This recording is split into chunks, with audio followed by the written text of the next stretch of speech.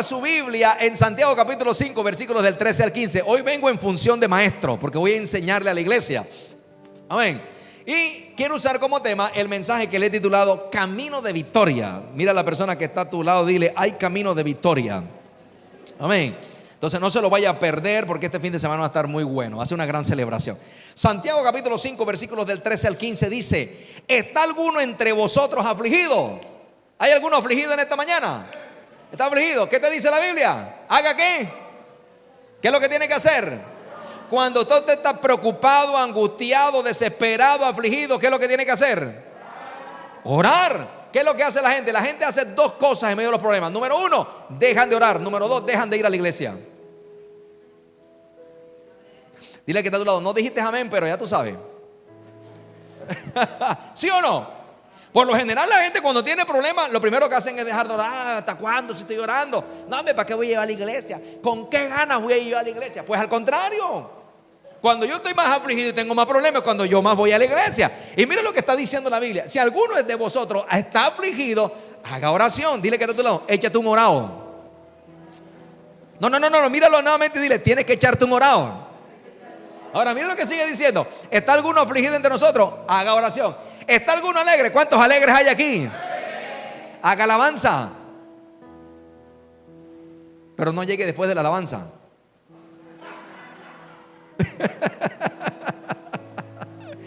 Mira a la persona que está de los: si estás alegre, llegas a la alabanza. Entonces, ¿qué dice la Biblia? ¿Está alguno alegre? Cante una alabanza. Usted ese día amaneció alegre, contento. Padre, en el nombre de Jesús, y comienza usted a cantar una alabanza. Y se va cantando su alabanza para la iglesia, para su trabajo, para donde te vaya. Entonces, ¿qué dice? Cante alabanza. Versículo 14. ¿Está alguno enfermo entre vosotros? ¿Qué es lo que dice? ¿A quién vas a llamar? A los ancianos. ¿Quiénes son los ancianos? Los pastores. ¿Aló? ¿A quién llamas tú? A los ancianos de la iglesia. ¿Para qué? Para que los ancianos oren por ti. A veces uno se entera de la gente cuando está enfermo. Les dio el yello, los recogieron en ambulancia, saliendo casi otra vez les da el yello, los metieron en UCI como 15 días. Luego lo sacan allá en pieza, allá en Gómez, que es en habitación. Y tú te vienes a enterar de que la gente estuvo enferma como a los 3 meses. Y después de todas esas cosas, entonces dice: ay, a mí el pastor no me presta atención, a mí el pastor no me llama, estuve enfermo y no me llamó. ¿Qué dice la Biblia? Si alguno está enfermo, ¿quién es el que tiene que llamar? ¿Quién es el que tiene que llamar? Cuando usted está enfermo, ¿para dónde corre? O tú vas y le reclamas al médico: estuve enfermo y no fuiste capaz de ir a atenderme. No, tú no haces eso. ¿Sí o no? Tú no haces eso. Entonces al pastor sí le reclama: estuve enfermo y también no fue capaz de llamarme. ¿Qué es lo que dice? Si alguno está enfermo, llame a los ancianos de la iglesia para que los ancianos de la iglesia oren. Ahora, la pregunta es: ¿por qué Santiago está diciendo eso? ¿Por qué tiene que llamar a los ancianos de la iglesia para orar? Por el tema de la autoridad, el respaldo de Dios. Aló.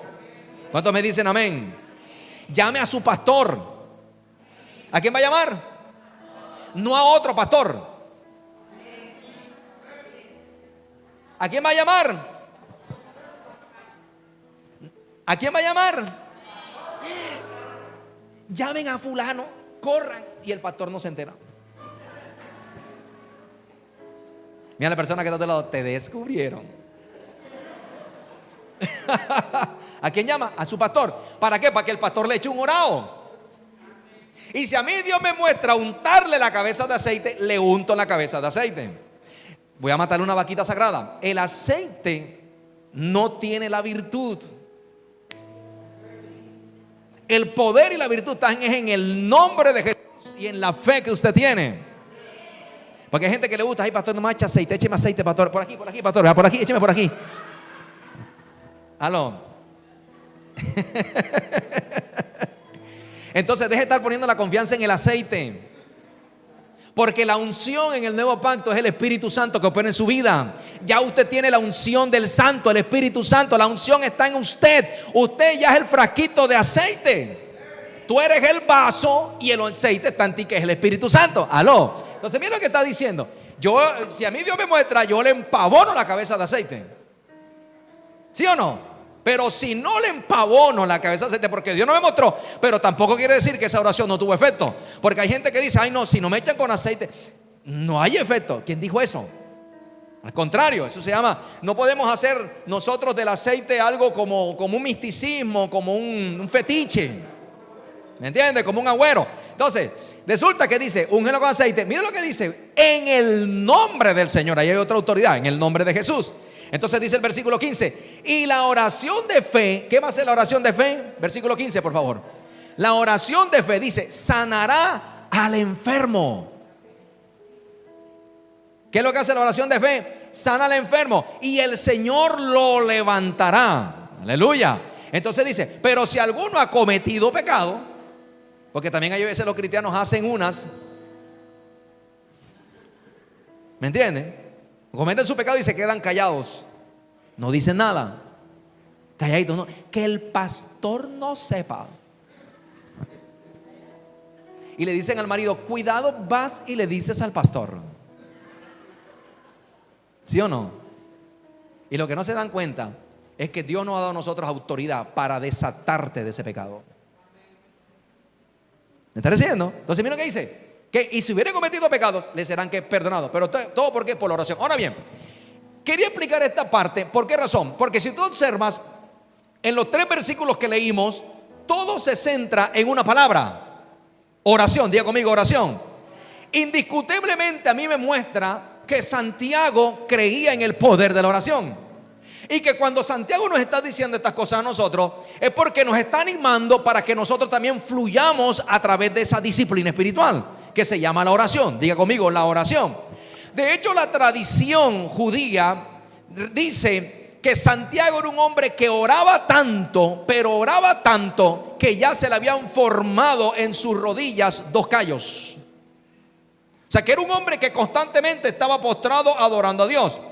Lo que nosotros debemos entender es que Dios quiere obrar a través de nosotros aquí en la tierra, pero necesita bocas que oren. Necesita gente que pueda abrir su boca y que a través de la oración pueda abrir el canal para que Dios intervenga dentro de la tierra a hacer su voluntad. Entonces, Dios, escúcheme esto, Dios obra eficazmente mediante la oración. Pero nuestra oración tiene que ser con fe. ¿Y por qué le digo con fe? Porque hay gente que ora pero no tiene fe en lo que oraron. Es más, hay gente que ora pero no creen en la oración. Aló. Entonces yo tengo que aprender a tener fe en lo que yo estoy haciendo. Aprender a tener fe en lo que yo estoy orando. Porque si yo oro pero no tengo fe y al final estoy pensando que va a suceder otra cosa diferente a lo que yo creí, lo que yo oré, entonces no tengo fe en lo que yo estoy haciendo, estoy perdiendo mi tiempo. Aleluya.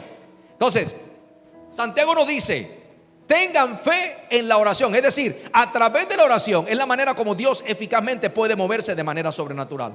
Entonces, ¿qué está haciendo Santiago en esta mañana con nosotros? Nos está mostrando un mejor camino. Amén. Hoy le vengo a decir, la oración es el mejor camino. Si las cosas no se te han dado dentro de tu fuerza y tu humanidad, intenta por el camino de la oración. Ay, nadie me dijo amén. Dile que no te lo di amén, así sea por fe. La oración es un camino. De hecho, yo le había dicho la semana pasada, le había dicho de que con tremendas cosas Dios nos responderá en su justicia. Y lo que nos va a mantener a nosotros conectados con esas tremendas cosas, ¿sabe qué es? Es la oración. Si yo quiero una respuesta de tremendas cosas de Dios para mí, para mi casa, mis hijos, mi matrimonio, mi finanza, mi salud, en el área que usted quiera, conéctese con la oración. De eso se trata. Entonces, si hablamos de bendiciones, la oración es el camino que nos va a conducir a esas bendiciones que Dios tiene. Entonces, cuando yo estoy apelando, cuando yo quiero una bendición de parte de Dios, cuando yo quiero que las cosas mejoren, cuando quiero que algo cambie alrededor mío, ¿a dónde apelo? A la oración. ¿Qué camino tomo? El camino de la oración. Aleluya. Usted y yo tenemos depósitos en el cielo. Nadie me dijo amén. Y tenemos depósitos de bendición. ¿Cuántos me dicen amén? Eso es como si usted le dijeran hoy en la mañana, le dijera yo a usted, apenas usted salga del servicio, corra para allá, para la zona portuaria, que allá hay un container que viene allá de China y dice tu nombre bien grande, Juan Carlos. Toca lo que ya te van a entregar, todo eso que está ahí es tuyo. ¿Qué harías tú? Ni me dejarías terminar el amén. ¿Sí o no? Arrancas para allá. Y tú te puedes imaginar en un momento dado que tú llegas ahí a la zona portuaria y te encuentras con ese container que dice Juan Carlos, Diana, Jesús, David. Eso es mío. Eso es mío. Eso es tuyo. Ahí tiene tu nombre. ¿Qué es lo que tengo que hacer? Ábrelo y todo lo que hay dentro es tuyo. Tú y yo tenemos un depósito en el cielo que tiene nuestro nombre, Juan Carlos. ¿Y cómo lo tocamos? Por oración. Y cuando nosotros oramos, se manifiesta eso. ¿A través de qué? De las bendiciones que están depositadas para nosotros. Aleluya. ¿Cuántos me dicen aleluya? ¿Qué es lo que nos conecta con ese depósito celestial? Pues la oración. Miren lo que dice Salmo 65:11. Esta es la palabra que Dios nos regaló para este año. Salmo 65:11 dice que tú coronas el año con tus bienes, o sea, con la bondad de Él. Pero la traducción lenguaje actual dice así: llega el año a su fin y está lleno de bendiciones. Pregunta, ¿cuántos quieren llegar al 2022 llenos de bendiciones? ¿Usted quiere llegar al 2022 lleno de bendiciones? Entonces, escúcheme lo que voy a decirle a usted. Lo que comienza con oración termina con bendición. Y el año está comenzando, vamos apenas en el mes marzo. Pero si nosotros comenzamos desde ahora en este ejercicio, en esta disciplina, te aseguro que para el 31 de este año vamos a testificar acerca de lo que ha sido el poder de Dios a través de la oración.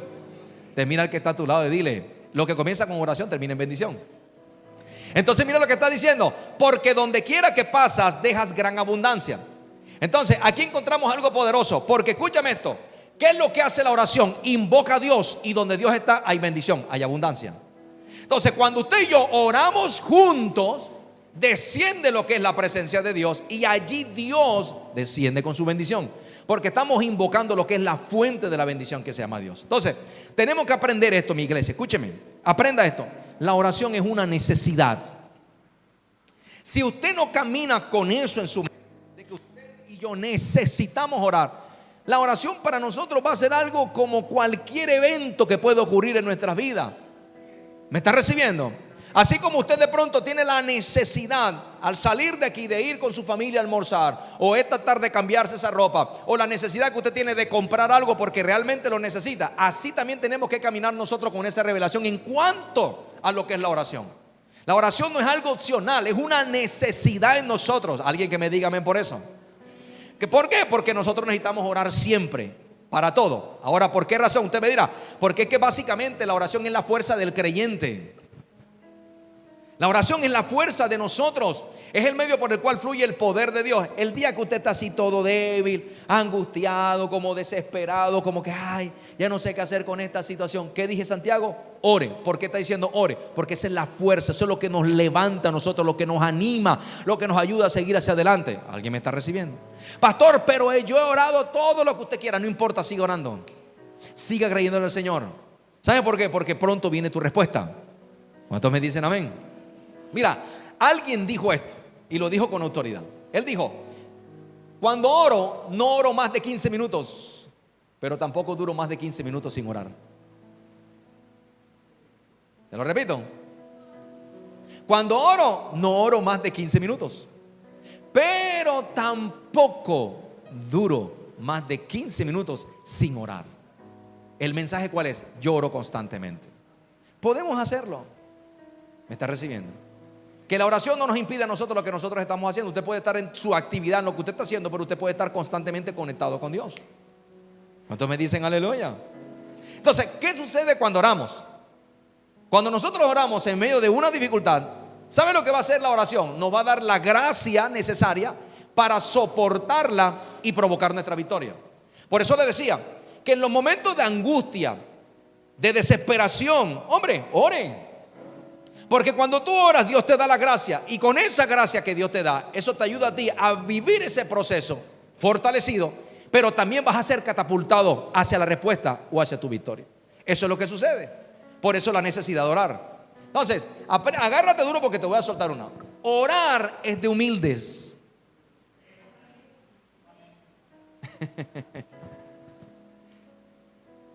El hacer oración muestra nuestra humildad.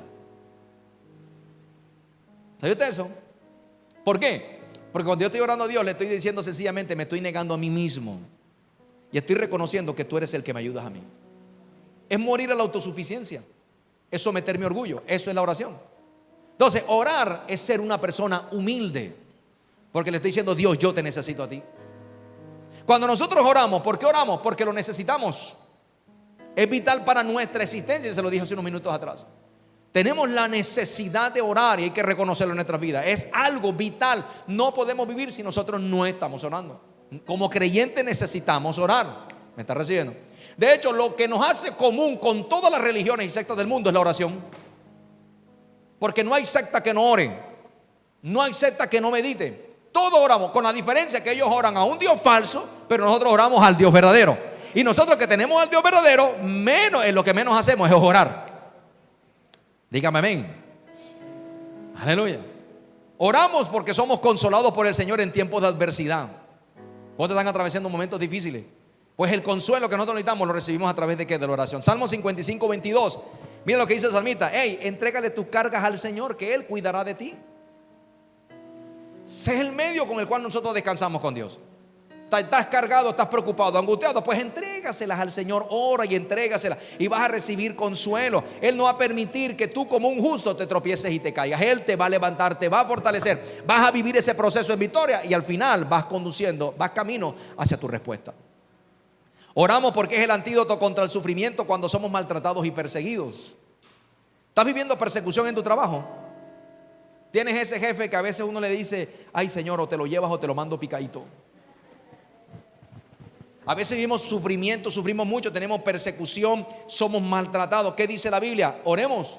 Porque cuando estamos orando, ese es el antídoto que no nos permite a nosotros sufrir y que tampoco nos permite a nosotros que nuestro corazón se dañe. El salmista dijo: hubiese yo desmayado si no hubiese creído, si no creyese que veré la bondad de Dios en la tierra de los vivientes. Y luego dice el salmista: aguarda a Jehová. Nos está diciendo: hey, esperen a Dios, tranquilos, sigan ahí en oración, sigan en fe, tranquilos, porque yo ya vi la bondad de Dios y también los animo para que ustedes vean la bondad de Dios. Pero manténganse en oración. Están sufriendo, los están maltratando, los están persiguiendo. Oren, oren. De hecho, Mateo 5:44 dice que orad por aquellos que os maltratan y los que los persiguen, por los que ultrajan y los persiguen. Pero no le mande la avispa de Jehová, ni tampoco maldiga a esa persona. ¿Aló? Ahora bien, oramos porque hay alguien que necesita que le ayudemos. ¿Cuánta gente alrededor suyo necesita ayuda? Pues oramos por eso. Mira a la persona que está a tu lado y ¿quieres que te ayude? Ora por la persona. A veces no podemos ayudarle de otra manera, pero podemos hacer a través de la oración. Y oramos porque el diablo es el príncipe de este mundo. Escuche con atención esto. Por aquí comienza la parte más divertida. Oramos porque el diablo es el príncipe de este mundo y resistimos sus obras para que la voluntad de Dios se establezca en la tierra. Amén. Amén. ¿Por qué lo estamos haciendo? Porque el enemigo sigue siendo el príncipe de este mundo. ¿Y qué tenemos que hacer nosotros? Resistir sus obras. ¿Y cómo la resistimos? A través de la oración. ¿Y para qué la resistimos? Para que se establezca la voluntad de Dios. Entonces, ojo con lo que le voy a enseñar. Ahí va. Escuche esto, iglesia. Nosotros tratamos con un diablo derrotado. Déjame nada más. Te lo voy a repetir. Con el diablo con que nosotros estamos tratando en este tiempo es un diablo que ya fue derrotado. ¿Aló? ¿Y dónde fue vencido? ¿Por quién fue vencido? Fue vencido por Cristo en la cruz del Calvario. Entonces, ojo con esto, porque el diablo con el que muchas veces ustedes están tratando, ay pastor, es que ese diablo, imagínese pastor, yo tengo una lucha con el diablo y peleando con el diablo. Pero ¿por qué estás peleando con el diablo? Si ya la pelea se libró hace 2000 años en una cruz, con la muerte y resurrección de Cristo ya se venció. Y cuando Cristo resucitó, ¿sabes lo que hizo Cristo? Le puso el pie sobre la cabeza del diablo y dijo: estás vencido y ahora te pongo debajo de mis pies. Eso es lo que estamos haciendo. Entonces, yo no ando peleando con el diablo. Ahora le voy a decir qué hacemos, de qué manera tratamos nosotros al diablo. Pero no andamos peleando con el diablo y andando con el diablo con el soplete atrás. No. Usted tiene que pararse en autoridad en el nombre de Jesús. Porque el enemigo con el que estamos tratando es un enemigo que ha sido vencido. Mira, el poder de Satanás sobre la iglesia ya fue quebrantado.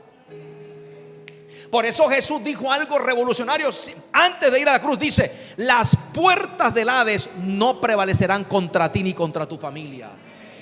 ¿Usted está seguro de eso? Entonces usted está tratando con un diablo que fue vencido. que el poder del diablo sobre la iglesia, sobre nosotros, ya ha sido quebrantado. Y la gran guerra fue ganada por medio de la crucifixión y resurrección de Cristo, quien conquistó para siempre el poder del pecado y de la muerte. Por eso ya nosotros no le tenemos miedo a la muerte, ni tampoco nos dejamos dominar del pecado. ¿Por qué? Porque Cristo logró eso, le quitó la autoridad, le quitó las llaves al diablo y le dijo: dame eso acá, que eso no es para ti ahora se lo voy a dar a mi iglesia. Amén. ¿Cuántos dicen amén? Miren lo que dice la palabra. Escuche con atención. Entonces, nosotros no peleamos con el diablo para vencerlo. Te lo voy a repetir. No peleamos con el diablo para vencerlo. Ya él está vencido. No. No peleamos con el diablo para vencerlo. Ya él está vencido. ¿Y quién lo venció? Jesús. ¿Cómo tratamos ahora con el diablo? Resistiéndolo. ¿Qué es lo que tiene que hacer la iglesia? Resistirlo. Ahora bien, miren lo que dice Santiago capítulo 4 versículo 7. Someteos pues al Dios y resistid al diablo. La palabra más cercana de pelear con el diablo lo está diciendo Pablo cuando dice: reprender las obras infructuosas de las tinieblas. Pero yo no encuentro a Pablo diciendo: peleen con el diablo, levántense, peleen. Oh, esto está tremendo, hermanos, así que vamos a pelear, aleluya. No, parece. Ni en la carta, ni en el libro de Hechos yo veo a la iglesia ahora: diablo, no. Yo no veo peleando a la gente con el diablo. Veo a una iglesia que ha creído en el poder de la redención de Cristo. Veo una iglesia victoriosa. Veo una iglesia que avanza alabando a Cristo. Veo una iglesia que avanza exaltando a Cristo. Veo una iglesia que está sentada en lugares celestiales con Cristo, ejerciendo dominio sobre todo lo que Dios le dijo que ejerciera. Esa es la iglesia que yo veo. Esa es la iglesia que tenemos que ser nosotros. Aló. Aleluya. Que cuando usted se olfatea que el enemigo viene contra usted, usted se para firme y lo resiste en el nombre de Jesús. Aleluya. ¿Qué hacemos nosotros? Resistimos al enemigo. ¿Qué significa la palabra resistir? Significa mantener una posición firme en contra. Eso es lo que hace la iglesia. Yo me mantengo en una posición firme en contra del enemigo, como lo que soy en Cristo, como lo que tengo en Cristo, como la iglesia triunfante, como la iglesia victoriosa, como la iglesia redimida, la iglesia que fue salvada, la iglesia que se le dio autoridad, que se le dio un nombre que es sobre todo nombre, que se le dio la palabra, que se le dio el Espíritu Santo, la iglesia que ha sido limpiada por la sangre del Cordero, aleluya. Ahí me mantengo en esa posición y de ahí nadie me mueve. ¿Cuántos dicen amén? Entonces, debemos entender que en la tierra todas las personas están bajo el señorío de alguien. Hay dos señores, Jesús y el diablo.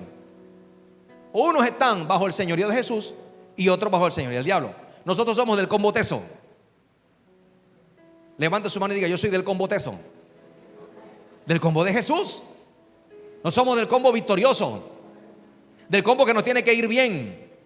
A mí me da risa porque hay gente que me dice que, y le pregunto: ¿y cómo estás tú? Y me dice: bueno, pastor, aquí como Dios manda. Entonces yo le digo: entonces estás bien. ¿Estás bien? Porque como Dios manda en la palabra, es que estamos bien. Aló. ¿Cómo andas tú? Bien. Porque al justo ¿qué? ¿Y por qué nos va bien? Porque somos justos. ¿Quién nos justificó? Cristo Jesús. Nos tiene que ir bien. A usted hoy le va a ir bien y esta semana le va a ir muy bien. Ay, que ese amén le hizo con falta como fe. Aló. Entonces, escuche esto. Solo aquellos que transfieren su lealtad de Satanás al Señor Jesús descubren cómo Satanás huye de ellos, porque queda al descubierto que él es un enemigo que fue vencido. Solo aquellas personas que transfirieron su lealtad, antes éramos leales y ahora transferimos nuestra lealtad, ahora somos leales al Señor. Solo aquellos son los que van a descubrir cómo Satanás huye delante de ellos. ¿Sabe por qué? Porque él se dio cuenta que ya tú lo descubriste, que él fue vencido por Jesucristo, que no tiene poder ni autoridad sobre tu vida. ¿Me está recibiendo? Yo quiero que usted entienda eso. ¿Por qué?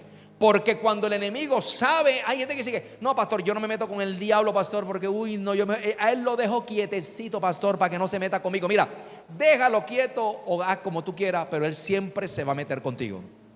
¿Y sabe por qué se va a meter contigo? Porque él perdió territorio contigo. porque Él perdió terreno contigo. Y Él sabe que un día tú fuiste de su grupo y al pasarte para el otro equipo, el del combo teso, ¿sabes qué sucedió? Perdió dominio sobre ti. Por eso nunca te va a dejar la vida tranquila. Y te lo voy a demostrar de qué manera Él opera más adelante. Entonces, ¿a qué le estoy diciendo esto? Que nosotros como iglesia resistimos al enemigo. ¿Y cómo lo resistimos? Desde nuestra posición que tenemos en Cristo Jesús. ¿Cuántos me dicen amén? Usted gobierna una posición de autoridad. Te lo voy a explicar de esta forma. Escuche esto. Necesito una persona que venga aquí rapidito. Alguien que venga aquí rapidito. Rapidito. Ven, corre, ven tú, ven para acá. Ven para acá. Ven que estás ahí. ¿Para qué me miraste? Ven para acá. Resulta que aquí está este joven. Este joven en su tiempo era leal a las tinieblas. No se había convertido. Pero resulta que este joven un día tiene un encuentro con Jesús. Mírame de frente. Eso. Tiene un encuentro con Jesús. Al tener el encuentro con Jesús y al aceptar a Jesús, ¿qué hace él? Él transfirió su lealtad de las tinieblas. ¿Se la transfirió a quién? A Jesús. Entonces, ¿qué hace Jesús? Jesús le dice: ven acá, camina conmigo.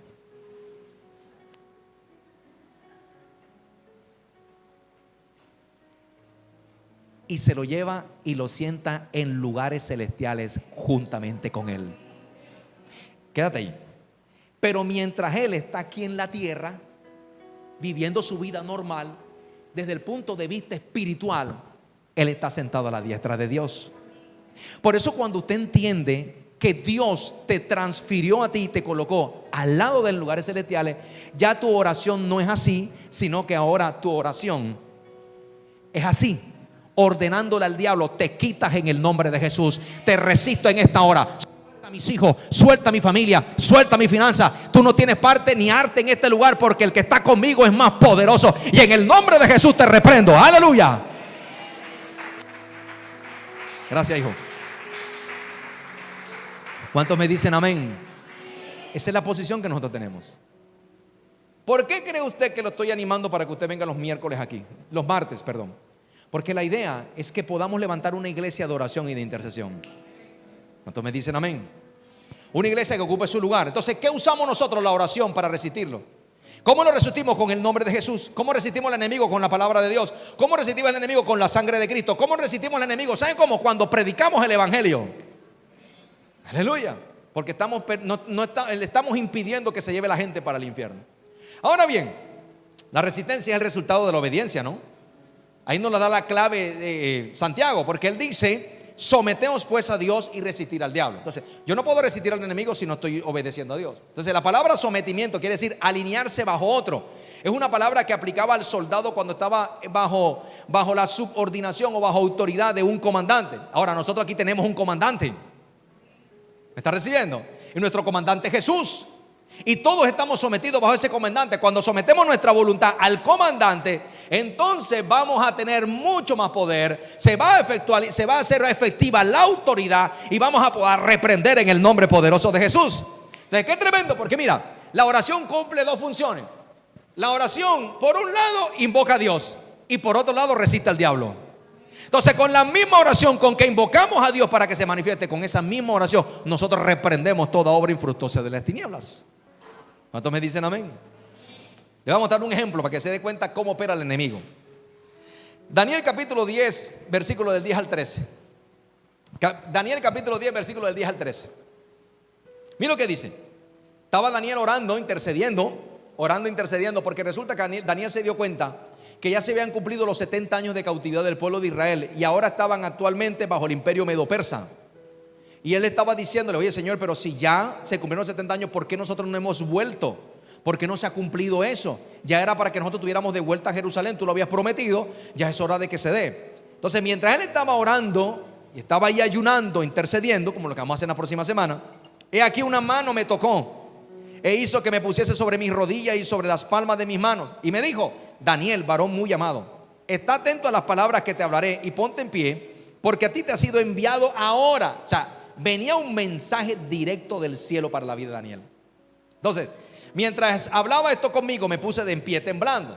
Dice versículo 12: Daniel me dijo: no temas, porque desde el primer día que dispusiste tu corazón para entender y humillarte en la presencia de Dios, fueron oídas tus palabras. ¿De qué trataban las palabras? De oración e intercesión. O sea, que desde el mismo día que él comenzó a orar, ya Dios había escuchado. Ay, gracias por tu entusiasmo. Y a causa de tus palabras, de la oración y la intercesión, dice el Señor, yo he venido. O sea que la oración mueve el cielo. Es más, cuando usted ora, los ángeles se mueven a tu favor. Ay, gracias por tu entusiasmo. ¿No ven? Ahora no está acá. ¿Y cómo se llama el ángel mío?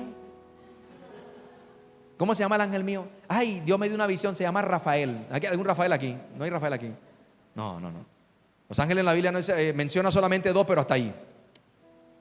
No está que buscando el nombre a los ángeles, porque eso es angelología. Y eso es adoración oculta a los ángeles. Eso es nueva era. Nosotros no hacemos eso. Lo que sí sabemos, lo que dice la Biblia en Hebreos capítulo 4, que los ángeles son seres ministradores al servicio de los hijos de Dios. Pero cuando usted ora, ¿sabe lo que hacen los ángeles? Descienden. ¿Se acuerda cuando Pedro estaba en la cárcel? Pedro preso y la iglesia orando. 3 amenes nada más. Pedro preso y la iglesia orando. Y mientras la iglesia oraba, ya estaba el ángel de Dios trayendo libertad sobre él, rompiendo cadenas y abriendo puertas. Y aquí este hombre está orando y desciende un ángel y le dice, tus palabras fueron oídos. Y a causa de tus palabras, de tu oración, yo he venido.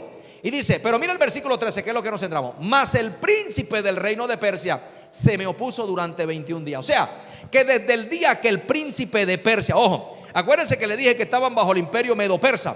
O sea que el príncipe de Persia era un principado satánico que gobernaba sobre ese imperio. Y claro, cuando ese principado se olfateó de que venía el ángel con la respuesta, dijo, no señor, no podemos permitir que baje el mensaje. Y inmediatamente se puso en la mitad. Generó una barrera. Y el ángel le decía, déjame pasar. No te voy a dejar pasar. Déjame pasar con un mensaje. No, olvídate, de aquí no vas a pasar. Haz lo que quieras. Entonces ahí comenzó el problema. Pero entonces mire lo que dice el ángel. Dice, pero he aquí Miguel, uno de los principales príncipes, vino a ayudar. Y quedé allí con los reyes de Persia. Tremendo, porque aún hasta los mismos ángeles necesitan un compañero de oración y de guerra.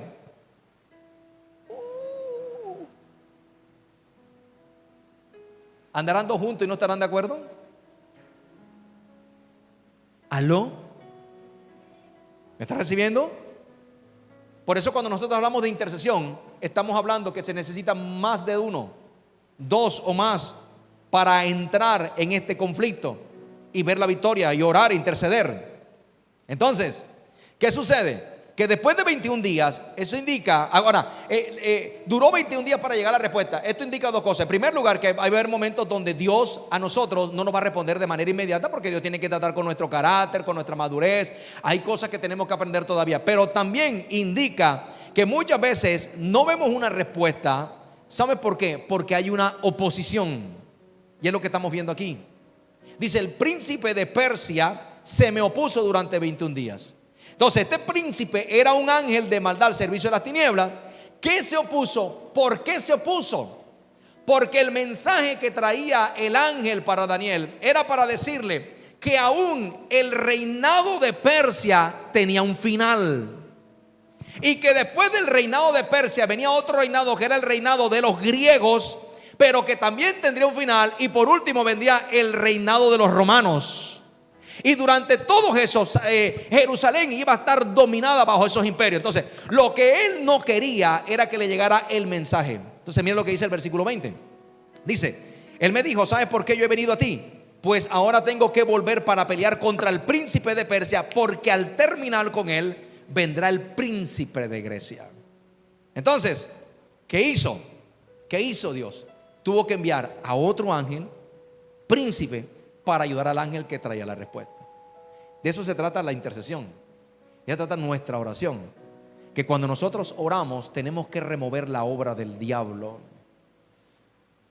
Tenemos que remover todo tipo de obstáculos que se levante o se presente en nuestras vidas, en nuestras familias, que están impidiendo que la bendición de Dios descienda sobre nosotros.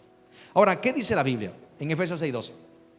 No tenemos lucha contra carne ni sangre, sino contra principados, potestades, gobernadores de las tinieblas de este siglo y huestes espirituales de maldad en las regiones celestes. Entonces, nuestra lucha no está con la gente, sino en regiones celestes. ¿Dónde está? Diga conmigo, regiones celestes. Entonces, no podemos olvidar que en este mundo el Satanás tiene autoridad, porque él estableció su autoridad en el momento que Adán se la cedió.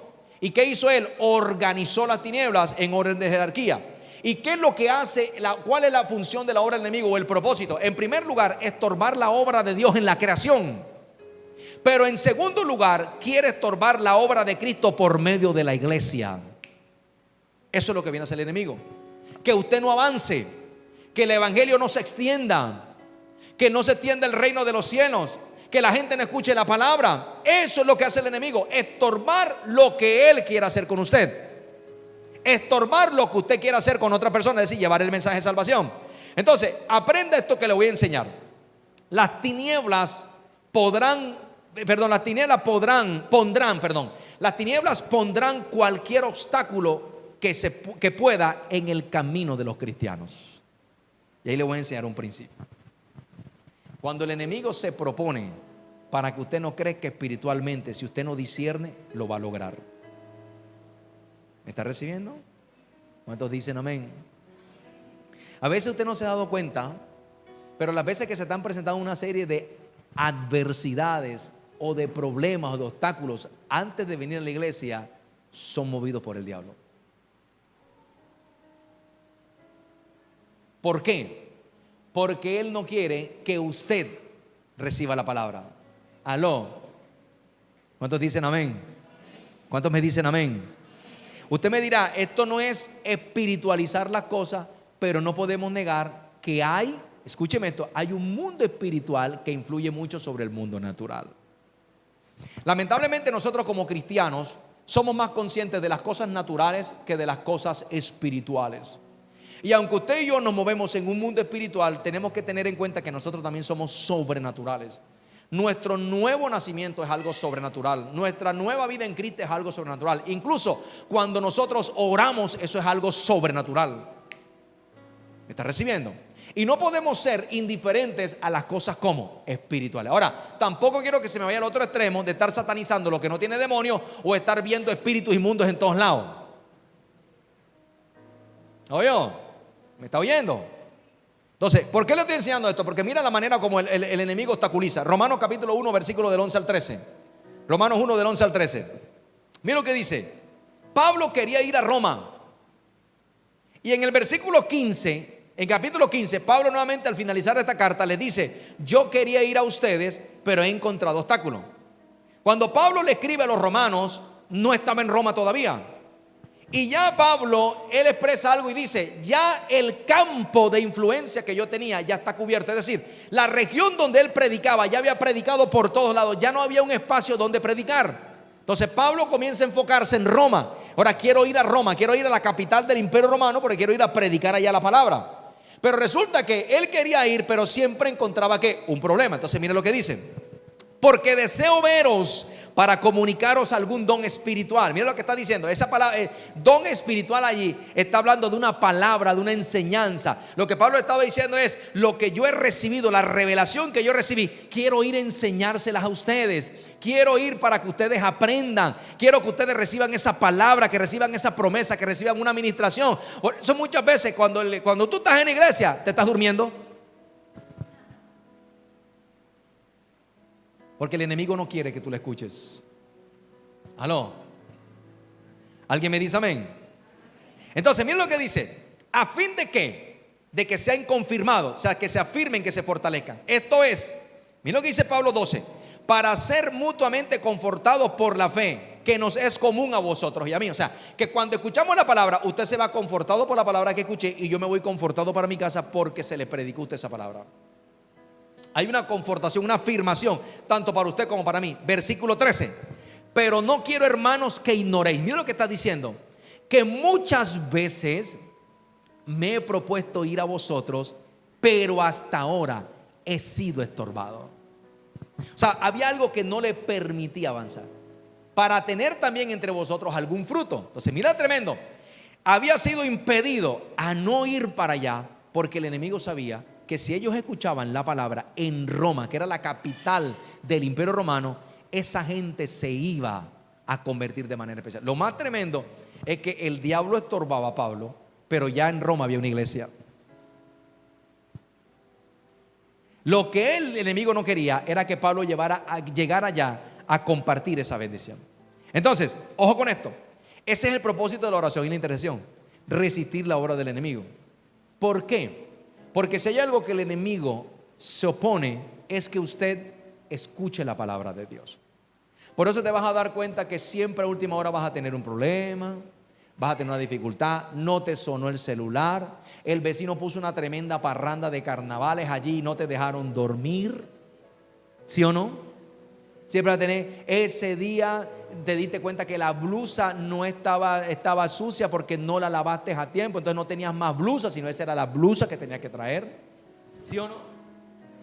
Estabas haciendo un sándwich y se te quemó el sándwich y cogiste rabia, me amargué el rato porque el sándwich se me quemó. No vas a venir por eso.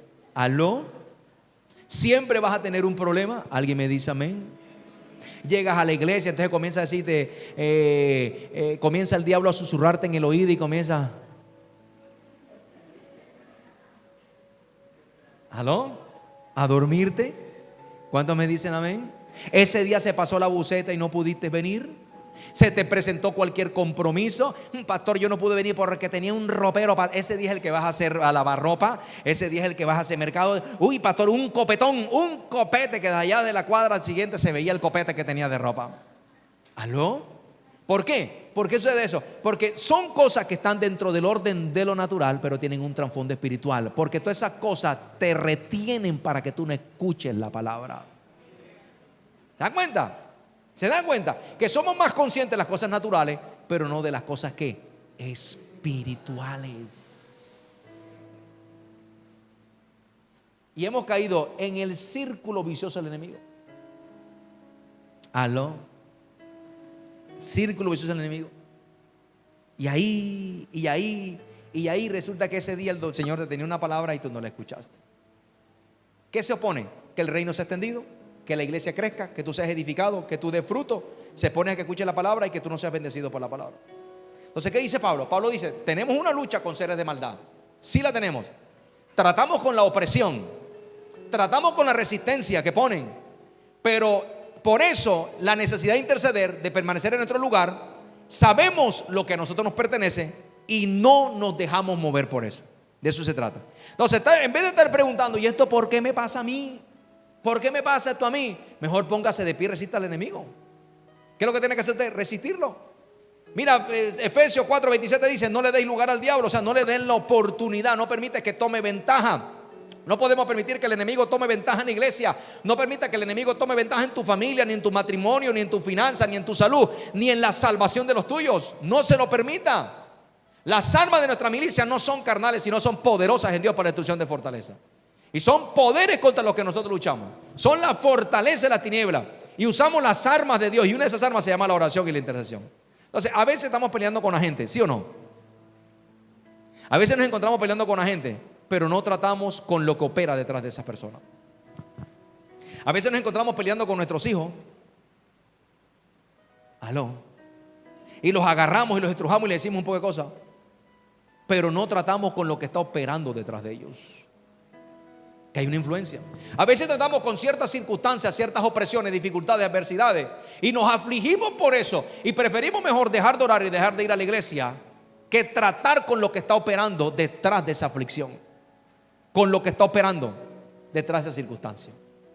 Entonces es interesante que tengamos en cuenta esta parte, porque el mundo natural está siendo influenciado por el mundo espiritual. Nosotros como iglesia no nos podemos dejar absorber de eso, pararnos firme y comenzar a orar e interceder.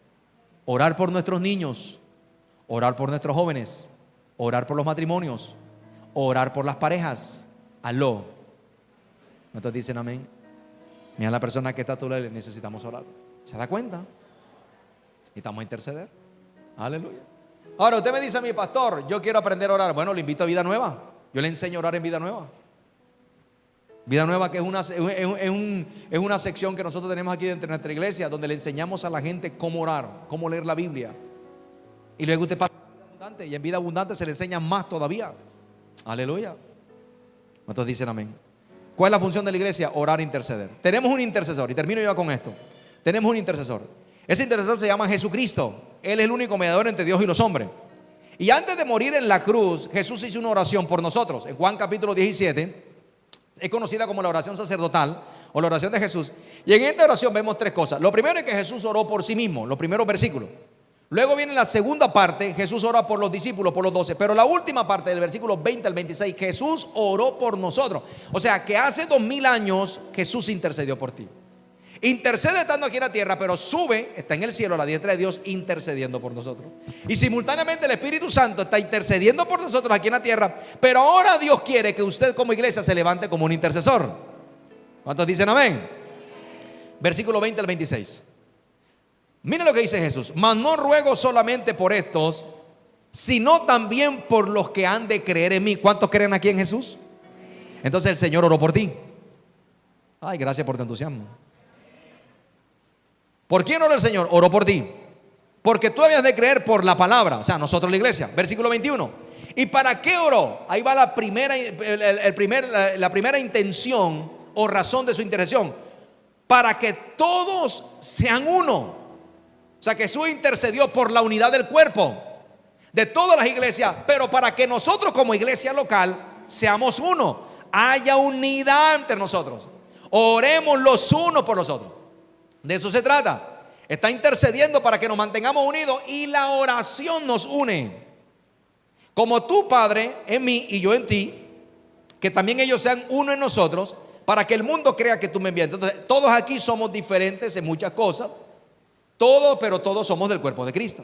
Y esa unidad espiritual en amor es lo que convence al mundo de la verdad del Evangelio. Entonces, cuando el mundo nos ve a nosotros que somos unidos, que nos estamos reuniendo, que estamos orando, eso va a convencer al mundo de que realmente somos hijos de Dios. ¿Cuántos me dicen amén? Entonces podemos diferir en asuntos pequeños, claro que podemos diferir, pero en el amor, en la unidad somos uno solo. Versículo 22. La gloria que me diste, yo les he dado. Ahí está la segunda razón de la intercesión. Él oró por una gloria para su iglesia. La misma gloria que tuvo aquí Jesús en la tierra la tenemos nosotros. Tres amenes. Yo dije, la gloria que tiene Jesús, usted también la tiene. Levante su mano y diga: soy un portador de la gloria de Dios. ¿Qué hacemos nosotros aquí? Cuando venimos aquí los domingos, venimos como recipientes vacíos a llenarnos de su gloria y llevar de esa gloria para nuestra casa. Por eso usted se va cargadito de gloria hoy para su casa. Hay tres amenes nada más. Diga: yo voy cargado de la gloria de Dios. Aleluya. La gloria que me diste, ahora yo se le he dado a ellos. O sea, nos dio participación de sus atributos, de sus bendiciones, de su presencia a través del Espíritu Santo en nosotros. ¿Para qué Él nos da su gloria? Para que sean uno, así como nosotros somos uno. Habla de unidad. Yo en ellos y tú en mí, para que sean perfectos en unidad. Entonces, ojo ahí, tenemos que madurar en unidad. Entonces, en vez de irnos de la iglesia, nos quedamos y maduramos en unidad. ¿Me está recibiendo? ¿Qué es más fácil para un creyente cuando está disgustado, cuando no lo saludaron, cuando de pronto el pastor no lo saludó, o lo miraron, o quizás no lo miraron? No, yo mejor me voy.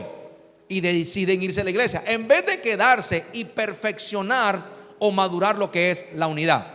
¿Para qué? Para que el mundo conozca que me enviaron. O sea, que cuando somos unidos, el mundo va a darse cuenta que por nuestra unidad Cristo fue enviado por Dios. Y en segundo lugar, para que sepan que los has amado a ellos como también a mí me has amado. Entonces, cuando hay unidad, la gente va a decir: hey, en esa iglesia Dios la ama. Y yo creo que esta iglesia Dios la ama. Versículo 24. Para aquellos que me has dado, donde quiera que yo estoy, también estés ellos. Ahí está la tercera razón: una eternidad al lado de Él. Jesús intercedió para que nosotros. Entonces, yo soy de los que creo que usted, ni los de su casa se van a perder. Ni usted ni los suyos se van a perder. ¿Amén? Oraron por nosotros en esa parte. Para que vean mi gloria que me has dado, porque me has amado desde antes de la fundación del mundo. Padre justo, el mundo no te ha conocido, pero yo te he conocido, y estos te han conocido que tú me enviaste. Y les has dado a conocer tu nombre, y lo daré a conocer aún. Ahí está la cuarta razón. ¿Por qué intercedió por nosotros? Para revelarnos más acerca del Padre, para tener más revelación del Padre, para que el amor con que me has amado esté en ellos. Y ahí está la quinta razón: para que su amor permanezca en nosotros, para que usted sea consciente de que Dios lo ama a usted. ¿Cuál es el consejo bíblico? Si tenemos un intercesor en el cielo y en la tierra, lo que Dios espera es que nosotros seamos intercesores, que seamos efectivos en la oración y la intercesión. No te están pidiendo más nada, sino que te unas al grupo, al combo teso, al combo de la oración y de la intercesión. Asumir ese rol. Pablo dijo, orando en todo tiempo, con toda oración y súplica en el Espíritu y velando en ello, con toda perseverancia y súplica por todos los santos. Entonces, Dios nos está llamando a nosotros a que podamos interceder.